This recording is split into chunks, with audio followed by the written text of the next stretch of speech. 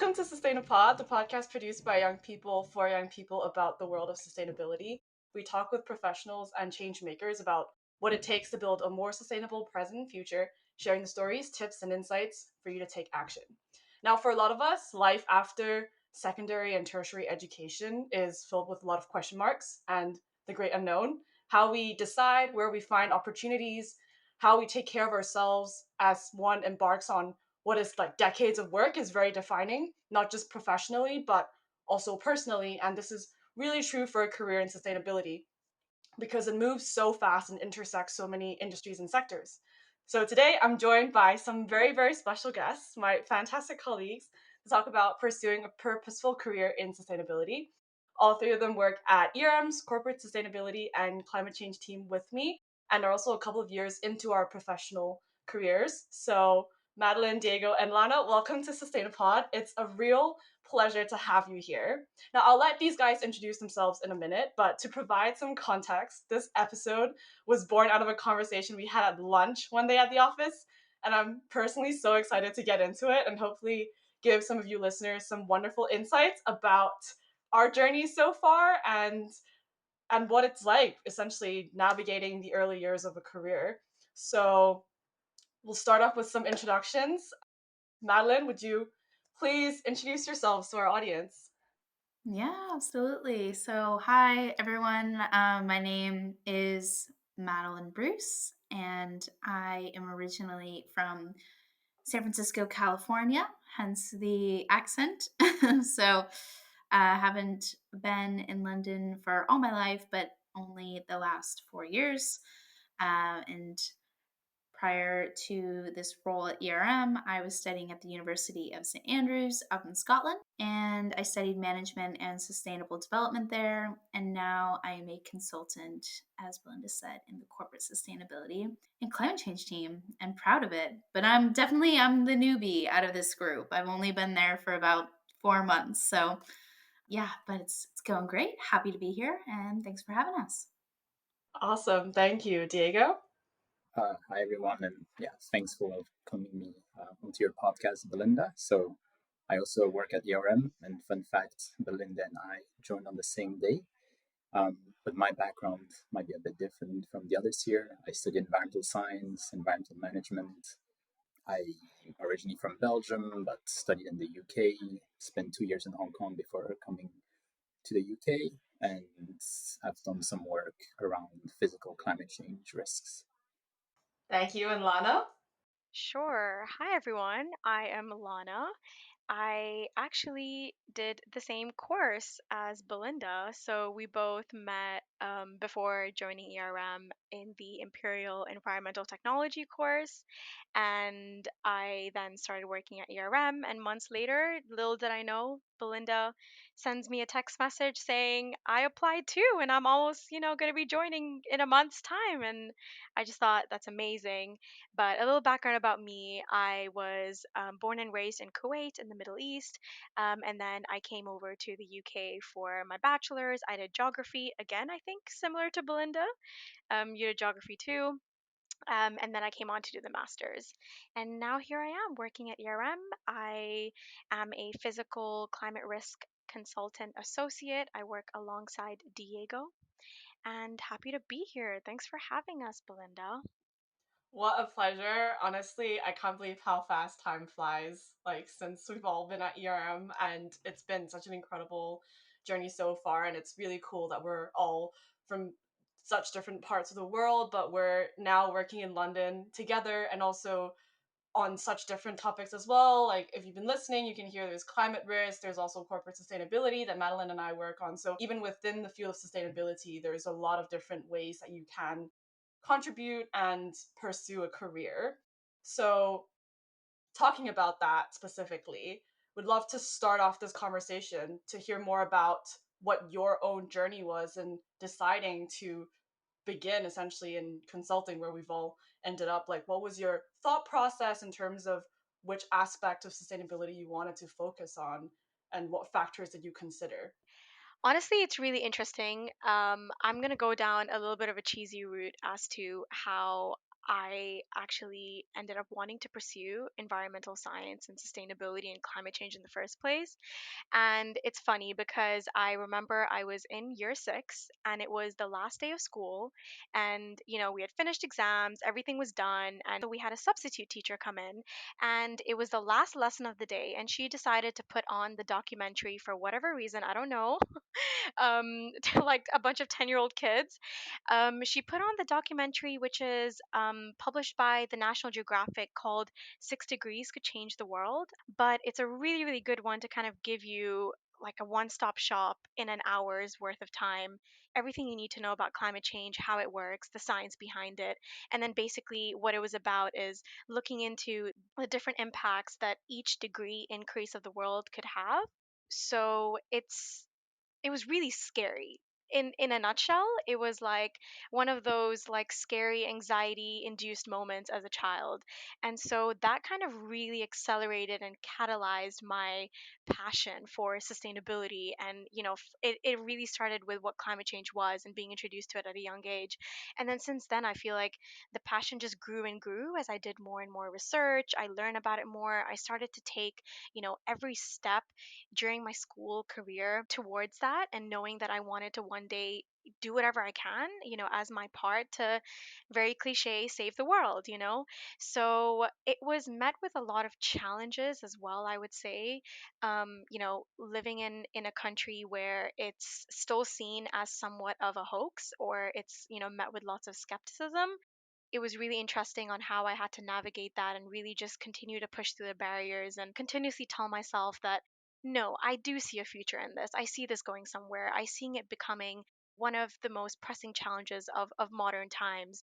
So I think, yeah, little me had that little urge in her to continue pursuing it, regardless of what anyone was saying. And I think doing more and more activities, extracurriculars, speaking to people, networking, taking the steps in your education, getting an academic background, pursuing, tertiary education in it, then just kind of help propel me forward and forward. And I think that kind of finally brings me to working at ERM, which is, a sustainability driven company. We know how like solid the mission statements and core objectives of the company as a whole are. And, it's just so rewarding every day to be a part of that. And I'll leave it there because I know we also kind of talked about whether we feel like we're actually fulfilling our purpose in our day to day jobs. But in a nutshell, yeah, it was definitely a bumpy ride. And it started in probably the most like random ways. Like you don't know what can kind of ignite a passion in you, right? So yeah, very cheesy, but that was that was mine. Wow, what a journey, Lana. I didn't know all of that about you. But yeah, I can get maybe provide a bit of my background of why I chose this career. I've always been someone who's enjoyed like the outdoors. I think that's where it came from at first. I've always enjoyed like running, cycling outdoors, going on hikes, and I've been very lucky with my parents. We've always been like enjoying going to do it during the summer, going somewhere, travel and just hike for 2 weeks straight. And I think just that kind of appreciation has always been there. So when it was like my final year of high school, I didn't really know what I wanted to do, but I thought, perhaps something where you touch on like different aspects of the environment can be pretty fun and cool to study. So that's why I chose environmental science, where you learn, about like hydrology, atmospheric science, biology, but also like our, role in society. So there's things like energy and climate change. So when I started to touch on topics on climate change, that's where I was like, oh, I'm really interested in this. I want to learn more about this. So I started just like reading, watching stuff on YouTube. And that's when I knew I kind of wanted to have a career in that field, but I didn't know, how it will transform. Like, do I want to be a consultant? Do I want to do, do research, etc. So that took a bit of time, and it's kind of like a bit of trial and error. It's kind of like just follow what you really want to do, what you really like.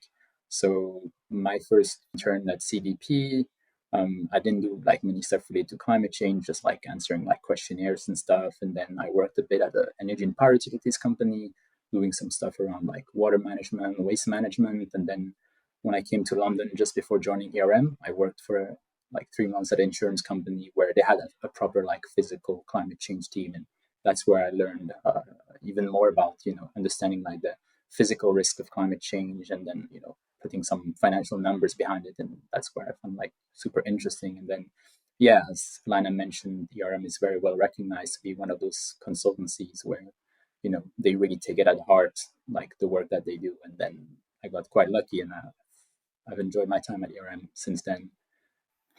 Thanks, Diego, for sharing that. And thank you, Lana. I love that story. I remember we were at a work event a few months ago and she told me that story, and I was like, oh, that is just beautiful. So, not cheesy at all, absolutely perfect in every way.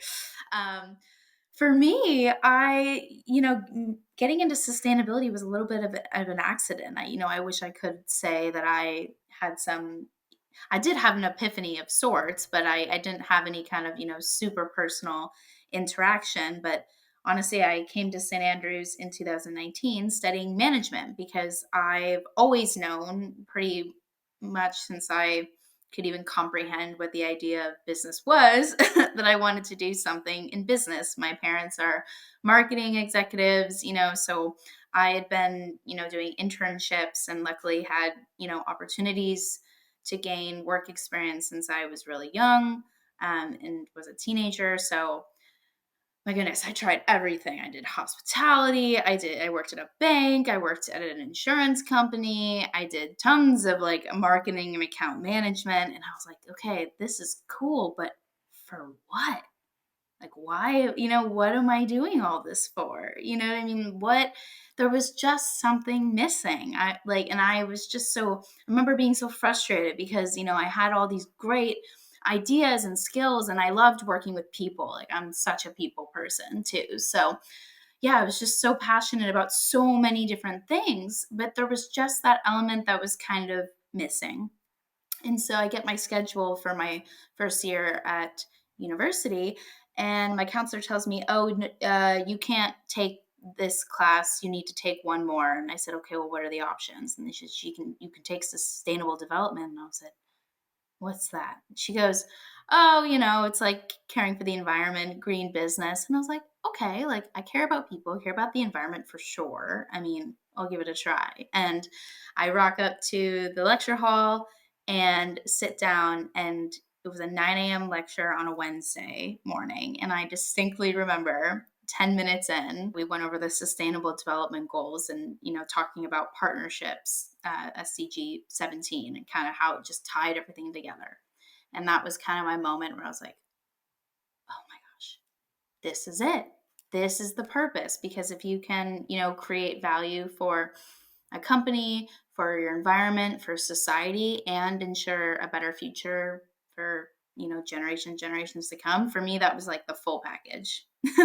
you know, Triple win, quadruple win, however you want to see it. So that's kind of what led me to really pinpoint sustainability as what I wanted to do for a career. But then I said, kind of like Diego, I had no idea, okay, well, how do I transform this to an actually, a profitable career for myself? Because I think that that's, important as well as caring for people, planet, and all that. And so I started working as a research assistant for a consultant, and then did some analyst work during COVID and tried to do a lot of remote work. And that kind of really built up just my knowledge and expertise. And I kind of felt like this sponge just absorbing all this information because sustainability is it's everything, right? So, yeah, that kind of one thing led to another. And then finally found out about ERM. Also, as Diego said, sustainability is our business, or used to be the business of sustainability, but now we got that rebrand. So,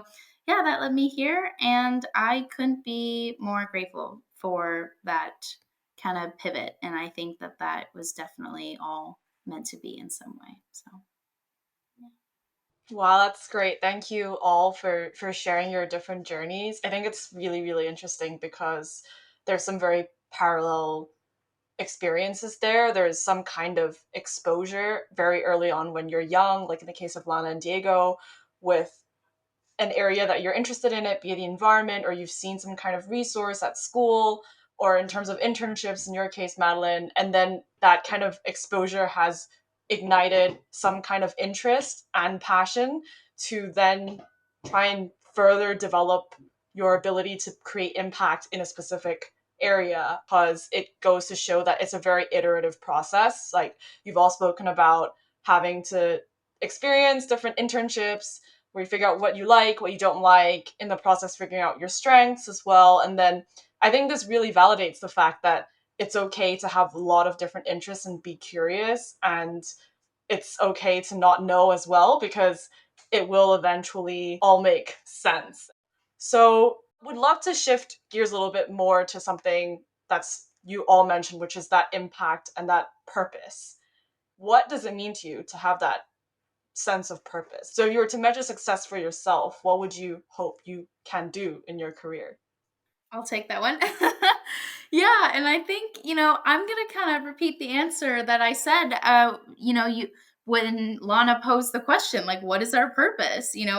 At lunch a couple months ago, which is what led us here. And I said, well, I think I know my purpose. I mean, it's what I use. It's my moral compass. It's something that I, determine every decision that I make. And essentially, I would break it down to be that my purpose is to make people, organizations, if not the world, better than when I entered it or found them. Or, if I can make some kind of positive output from any input that I can give, that has fulfilled my purpose for me. So that, like I said, that can be anything from, you know, checking in with a family member, it's anything from work to life to just, caring for the environment, supporting small businesses. My goodness, you could just go on and on and on. But I think the very fundamental level, everything that we do has some kind of output, right? And so even if you don't realize it, you are making an impact on the world based on just ideas, even in quantum physics. I hate to go that drastic, like this was way out there, but based on things like the butterfly effect, small things can have far-reaching and unintended consequences that the human brain can't even comprehend, right? So I think I would say that if I can consciously recognize that I have left a situation or people, planet, whatever it be, in a better place than when I found it or entered the world, then that's my purpose fulfilled. But I think for people who are still searching for that, chances are that they've already fulfilled so many important purposes in their life without even knowing it. So I think that's what I would use to steer, but that's very what we call high level in consulting, That's so bird's inspiring, eye though. view. Yeah. How about you, Try to be. Diego? Yeah, I mean, it's pretty cool, Madeleine, and obviously I know what you're talking about with like the metaphysics and all of that.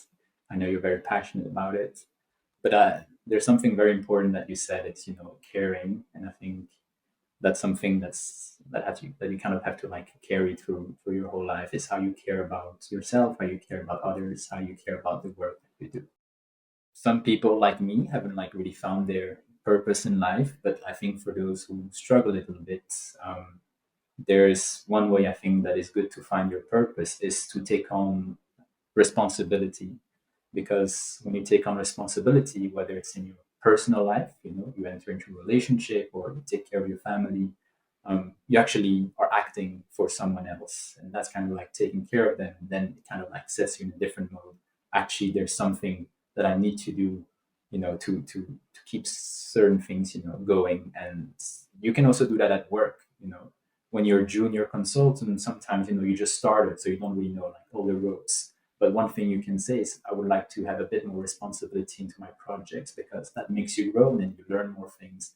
And in that sense, then you sort of perhaps find a bit more about what is your purpose in life, or what is my purpose at this job.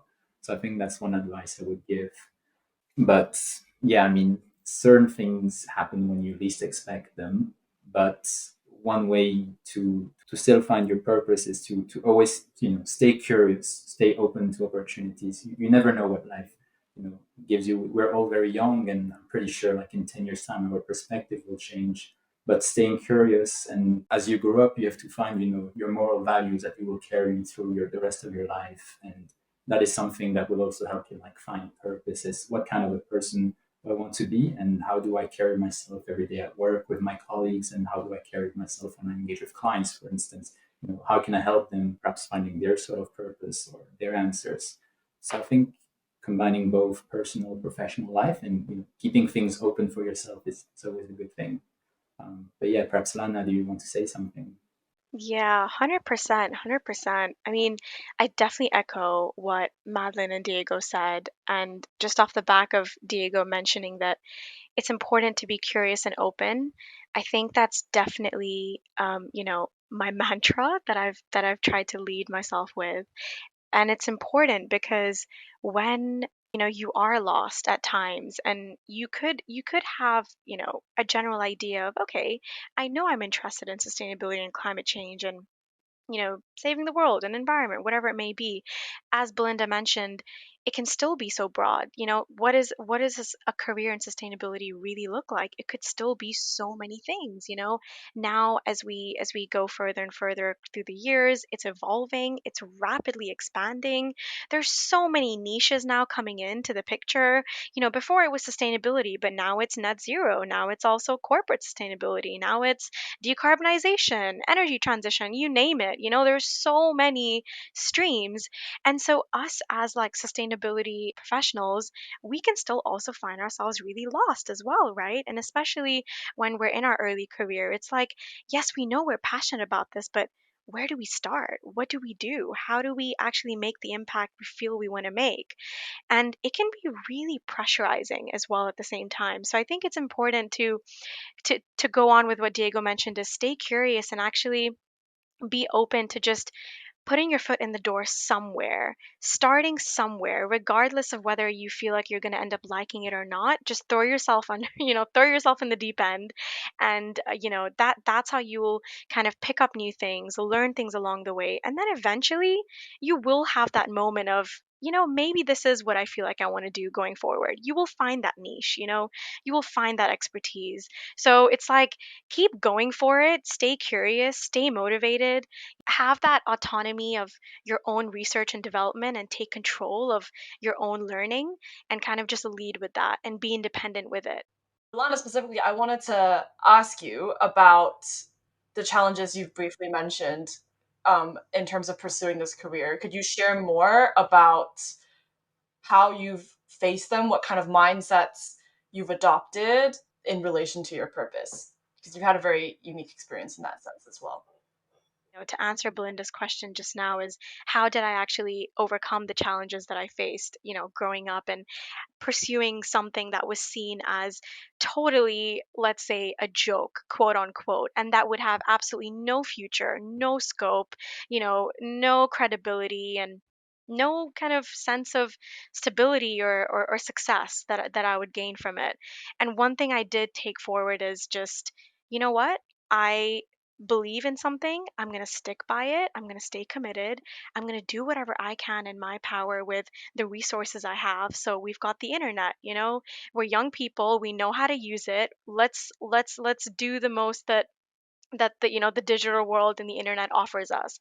Do the research, read articles, speak to people, connect with them online, understand what it is that you're putting yourself into, and then that will slowly kind of give you the hope that maybe this is worthwhile. And that's exactly what I did. And I think one of the other challenges is, um, speaking to the people around you in your tiny little sheltered community, which was where I found myself in Kuwait. I will say it's a little bit of a bubble. It's a very small place. Educating those around me. If you don't believe in this career, well, let me tell you something about it. Let me educate you a bit on this research article that I was reading today. Because I feel like so many people come in with opinions without actually having the knowledge backed by it. And so it's important to also upskill the people around you to kind of get them on board. That's one thing I did. Um, and another is definitely lots of debates and fights with 45-year-olds convincing me that the fossil fuel industry is the way to go. So that's definitely one thing I remember doing. Um, and that actually made me understand that in order to convince people or persuade them or bring them on to your level and way of thinking, is you have to speak in their language. What is it that appeals to them? And what is it that's actually going to make them wake up? And the reason why I did that is because I thought that was the only way, because if you just tell someone who is like a fossil fuel lover, they love their industry, they believe it's the future. If you just tell them, oh, well, it's harming the environment, I mean, they're really not going to care. But if you tell them that the world is going in this direction, they're phasing fossil fuels out, and you're going to lose, what's going to happen to your company? That's where your revenue comes from. What are you going to do? That's when they sit back thinking, oh my God, this is going to actually affect me. You know? So it's like you really have to understand and know your audience. If that's again another thing that I feel like I had to learn. And I think that's part of what us as consultants really do, right? When we come across so many clients that really don't understand the subject matter, we have to try and put ourselves in their shoes and connect with them and speak to their language. If money is their talk, let's talk money. What is sustainability? How does it fit into that? If their talk is nature, okay, let's talk about that. Let's really tweak and frame the way we talk about what it is we care about and how do we get others to care about it too. But it all kind of intersects, and so many things pull into one another. When you're overcoming a challenge, you have to look at so many other angles and perspectives when you go for it. So yeah, I hope that answered the question, Belinda. Yeah, I mean, my gosh, if I could just like cheer, I was like, yes, yes, yes. Well said, Lana. Well said. To boil it down to one thing about what job of a consultant is, especially in this field, is to communicate the reasons why and talk to the language, read your audience, read the room, use the language. And when it comes to business, speaking in the language of risk, right, is all that you need to hear. Sometimes that has a financial element, sometimes that has a reputational element. But someone said to me a long time ago that, sustainability is only as powerful as the vehicles you use to communicate its purpose. So I think it's only as important, it's only going to make the impact that we all want it to, if we can communicate it in ways that other people understand. Again, circling back to the last SCG, it's partnerships for a reason. It's because we need to share, collaborate, really understand other perspectives that oftentimes are different than our own. And I think that, everyone has their own role to play. But I also really believe that sustainability depends on the belief that small impacts matter, that everything has a role, that everything has a purpose. And so if anyone doubts that they are not included in that, then, I think that's always good to remember. But Yeah, that's really great. I resonate yeah. so much with that. Now we're on this topic. I'm gonna throw a bit of a curveball question in here to you guys. But we talk about sustainability a lot. This podcast is called Sustainapod. I feel like everyone has a different understanding of sustainability in terms of be it ourselves, how we talk about it to clients. Is it the end goal? Is it the process? Like, what is sustainability at the end of the day? I think for me, that's such a good point, Belinda. The way I view sustainability is making a positive input or making a positive output from inputs for people, planet, or various groups. I think if you are doing something that generates, I guess, a better version, a more impactful version, a more, I guess, equitable version, throw in that word too, inclusive version, then that to me is sustainability. But I think at the most fundamental level, sustainability is about doing things that can continue for a long time. That's the root word. Sustainability comes from the German word meaning sustained yield, actually, which I had to, memorize in my sustainable development class. But so I guess, from a definition standpoint, it's something that you can keep going, keep pursuing, and it doesn't really have an end. It's a continuous feedback loop, right? So you put something in, it comes out, and that leads into circular economy, all that kind of stuff. But I think inputs to outputs, the effort you put in is the effort that you get out. So it's interesting. I think sometimes we get a bit lost with all these like new terminologies, or there's like ESG, sustainability, climate change, etc. So I think it's important to take the time to sit down and like look at each of these terms and where do they come from, like what's the common baseline behind it. But as Madeleine said, sustainability, you can kind of say it's something that's like durable over time, something that doesn't, create harm, and something that enhances something throughout the process. I think it's important to like keep it like at a high level definition, because the way you apply it to your own business or to your own life, those are the things that you have to like look at, and that can mean different things depending on like what industry you work in or kind of clients you come across. So that's also our job as consultants, is kind of like put ourselves in the shoes of like what matters to them, and but also like give them our input on what we think could be improved, or how they can be a sustainable business over time. And what's interesting is that you can say, well, you can improve your ESG factors along your revenue, and I think that's where it's become interesting, is that they're not mutually exclusive. Is can combine both, and I think that's where we make our impact. Yeah, that's a great answer. I think a lot of listeners will be really interested to hear like what exactly does a sustainability consultant do? Like there's so many different aspects. So could you also share more? What skills do you think are the most valuable since joining ERM that are really important for someone who's considering a career in consulting?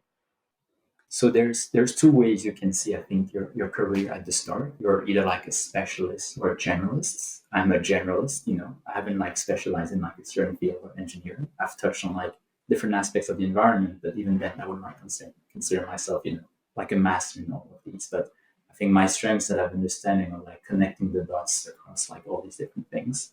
So kind of like what's important is like knowing your strengths and limitation and how you can play with each of them. I think another aspect of what things that are important as like a consultant is you need to be agile, and that's like a word that's Mr. Jared Bell has very often sent across my face. So Jared is your manager, and basically he's like, be flexible, be agile. What does that mean? It's sometimes people will not be able to explain you like who is the client, what exactly they're doing. You'll have to adapt, and that's up to like your resilience and your that's where the term I mentioned before, like curiosity. So being adaptable, flexible, curious. You'll learn that sometimes you don't have the time to learn everything at once. So putting a bit of effort, I think that will help you at the beginning of your career. Staying curious, as Lana mentioned, put your foot in the door, whatever it is, and just keep going at it. Because when people see that you're willing to put the effort, that you're interested to learn, because obviously you're a junior consultant, you're not going to, sell, a huge amount of work at the beginning of your career. What they expect you to do is bring your academic background, the internships you've had, and then just learn on the job. So yeah, showing interest, perseverance, and then the rest will come. You sometimes we doubt ourselves, but a lot of great things can come out of you even when you don't expect it. So just keep going at it. So agile, flexible, and curious. Yeah, that's all so relevant. And I think another thing as well is to build on that, like the importance of having a very critical perspective with everything you do. As a consultant, we have to ask a lot of questions. We have to understand a client's business, but also there's a lot of narratives going around in sustainability. And it's important to deconstruct them, ask why, ask the so what, and keep going beyond just one level of what you hear, get different perspectives. And I think that will really enrich yourself and how you understand where the field is going, but also it will come through in the work that you're doing. Lana and Madeleine, anything else you wanted to add on to this part about skill sets? Yeah, I think, agility, asking questions, remaining curious is absolutely essential to a field in this, yeah, or career in this field. I think, one of the questions that I was asked during my interviews, like, what are some challenges that you perceived, having, and how do you think you might address those? And I said, well, this world is changing faster than we can even say what happened. So, you know what I mean? Like, there's a new regulation, there's a new thing every other day. We get clients emailing us, how do we understand this? What does this new law mean? Wait, when's the date pushed back? Well, why did they push it back? I don't know. You know what I mean? So we have to constantly be on top of all of these emerging trends. That's a lot of, the work that actually all of us, I think, have done even together is looking at regulatory environments and trends and things like that. And the reality of being a sustainability related consultant or ESG related consultant is that you have to wear a lot of hats, right? You have to be a marketing person. You have to be, in many cases, a lawyer now. You have to understand biology and physics and chemistry. I was sitting in a meeting on the like hydrogen bonds the other day, and then I'm also, doing all different, kinds of multifaceted work. So you have to be curious. You have to want to seek more information, more knowledge. Because if you think that you can walk into this field and, know everything, I'll tell you what, that is not sustainable in this field. So that's not going to work the long term because things change, but we want it to change. That's why we're all here. We're trying to change the way we do things. We're trying to change the status quo, right? So you have to be curious. You have to be open to new perspectives. So if you can't do that in, advising people on sustainability, then how can you expect businesses to do the same? For sure. Yeah. Just agree with all of that. But it's also very exciting, the fact that, sometimes we're all feeling out of our depth, and it's only there you feel like you're being challenged. And that's in itself very stimulating. I'd love to ask, what is something that you didn't expect about being a consultant? I didn't expect that I would have so many rockin' colleagues right off the bat. Seriously though. No, for real. I did not expect like everyone to be so welcoming because and I think that's important. That's really important to acknowledge because, you know, consulting has a rep from what I hear and from, other friends of being this like super cutthroat, super competitive, super, people in the gray suit. Just, you know what I mean? Like just really dry. But I think ERM especially, we have a lot of heart. We have people who work extremely hard all the time, like way beyond the hours that they're supposed to, don't get me wrong. But who also really care about you and your well-being and your perspective and are open to hearing and flexing things and are able to support you. So I think that shocked me. I really did not expect to get that as much at the ERM. There's always things to improve, I think. I mean, work-life balance, again, is just like this seems like a mathematically impossible phenomenon. Um, but so far, I am pleasantly surprised. So I guess I have you all to thank for that. I mean, Madeleine, you stole my answer. So, Ha! Sorry. but no, I agree. I agree. One thing I was really surprised is how not just people in the climate change team, but also the CS team, corporate sustainability team, are really like looking out for you and really like the great teammates you can have. And one other thing is actually um, how open people are. So, if you're really curious about something, or if you want to chat to someone who's in the same field, like in the same line of work, uh, who's, I don't know, like based in the United States or somewhere in Europe, you can actually shoot them a message on Teams, and generally they will say, "Yes, I would like to have a chat with you. How can I help you?" And that's been great for me because by nature I'm someone who's like introverts. So it's like kind of like difficult for me to like reach out to people, etc. But people in this, I think, not just our team, but in general ERM, are willing to actually kind of be your mentor, teach you something. That's something I was like very pleasantly surprised with. I would definitely add to that and say that, you know, I think when we start off as, students at university, there's a really big element of creativity and, critical thinking that we're taught in our degrees. And I think one thing that I was afraid of is once I leave that environment and I go into, a professional corporate space, that creativity may, fall off and not be as, stimulating intellectually the way I was, at university, and especially the master's degree. And I think one thing I didn't expect is that creativity actually still lives on, and people are willing to do so many kind of thought leadership pieces, and looking at innovative ways and thinking on how to, like, devise solutions for certain projects or tasks, and strategizing things differently.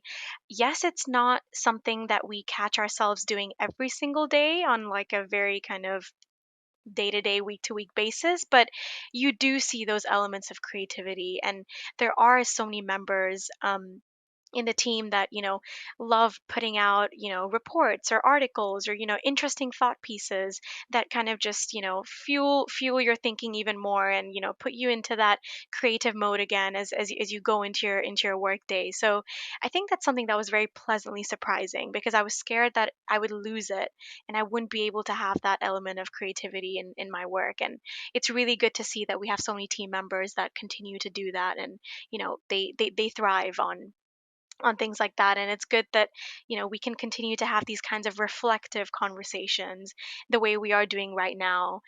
Sometimes it's easy for all of us to kind of get sucked into our work and just narrow stream, and not sit back and reflect and evaluate and look at the bigger picture, what's our impact, et cetera, et cetera. But I think I was that's one thing I was pleasantly surprised about coming into consulting, which I think is probably the very few, like, professions and areas where that actually does take place compared to others, I'm guessing. I don't know. I've never worked anywhere else rather than a consultancy, so I'm probably not in a good position to compare. But yeah, I don't know if you guys agree with that, or yeah, I'd be interested to hear the creative part of it. Yeah, I agree with you. I'm someone who's like curious, like reading stuff, like just internet, like research articles, etc. And I found that so many other people actually do it in our teams and are willing to actually go into like the nitty gritty of like what they found. Then we sit back and like we talk like, hey, can we actually implement this in like, the work we're doing, or you work with this client, I read this thing, maybe that can be useful to you. So being curious, sharing knowledge, sharing your passion, it's something I think that's very common, like where we work, and that's something that we cannot take for granted. Yeah, absolutely. And Lana, thanks for sharing that. I'm going to touch on real quick something that you said around, getting caught up in your job in the day to day, and that's just the idea of making sure that adherence to a process doesn't get in the way of your purpose, right? So a lot of times it's so easy to get bunked down to like, why does this even matter? Like, oh, like, you know what I mean? Or even if you're not in your dream job, like, that's okay. I think that that's really important to realize that, not every position is going to fulfill this giant purpose in your life, and you're going to feel totally complete right off the bat. I mean, that's great, if you do. But and I think I am lucky to do some, what I think, going back to my very basic definition of what purpose is to me, which is, making organizations, people, whatever, what have you, in a better place than when we started, and acknowledging fully that better is a very subjective word. Like, what does that even mean? What does better mean? Right. So I think the most important thing you can do when it comes to searching for your purpose, or not getting caught up in a process and kind of, the spiral of how does this even impact anything? How does this even matter? Is to just kind of adjust your mindset. Maybe use a really difficult meeting with some clients who are not very, hospitable, not very nice, to exercise your patience, to exercise your ability to remain calm, kind, which we all can use. Or, maybe you reframe, the numbers that you're constantly typing into spreadsheets, as, making it easier for a larger project to happen. So I think about that all the time, really, when I'm trying to move boxes on PowerPoint. And I'm like, okay, this will have a larger purpose, but it does, and so go again, just drawing on that butterfly effect, small impacts, small things matter way beyond our comprehension. And I think that's really important not to forget, as mundane and, I don't know, easy it is to think, how Yeah, does this all wow. play Just into so it? insightful. There's so many golden nuggets of wisdom and tips from what you three all shared. One being important to ask and understand a company's culture before you join. Like, that's a really big part of your career will be who you work with and what culture is built. There's also, being proactive, as Diego said, finding mentors, finding people who will open doors for you in the company, open opportunities for you, and also open your mind as well to topics that maybe you didn't really understand before. And then also what Lana said about the importance of reflecting, taking some time to stop where you are right now and reflect on where you were before, where you want to go, and whether you're at the moment happy with your progress so far and finding areas of constant improvement. And also, as Madeleine said, like finding meaning in what you're doing. Sometimes it isn't clear. Sometimes it's like the future and what you're working towards isn't as clear, but there is some meaning in that. You right now you can have faith that what you're doing will be setting you up very well to succeed in the future. I would say one last thing that would be really valuable for anyone looking into a career in consulting, but also more generally for your professional life, is just I didn't expect the value of time management. Like, I knew that this was really important, but especially everyone's nodding along to when I say this now. This is something to really, really prioritize because it can really make or break how you get your work done. And there's so many amazing resources out there right now that are so accessible on how to do it better. And you can never start too early. So that's also something that I would say is really important to succeed in your career as well. And with that, we'll be wrapping up this episode. So thank you so much to Madeleine, Diego, and Lana for sharing all your insights with us today. I've really, really enjoyed this discussion and also a chance to get to know you guys better outside of the work environment. So thank you so much to our listeners as well for tuning in. We would love to hear from you about this episode. So please let us know if you have any questions or comments, messaging us on Instagram at sanepod_GIH or email us at sanepod@gmail.com. Have a great day, and until next time.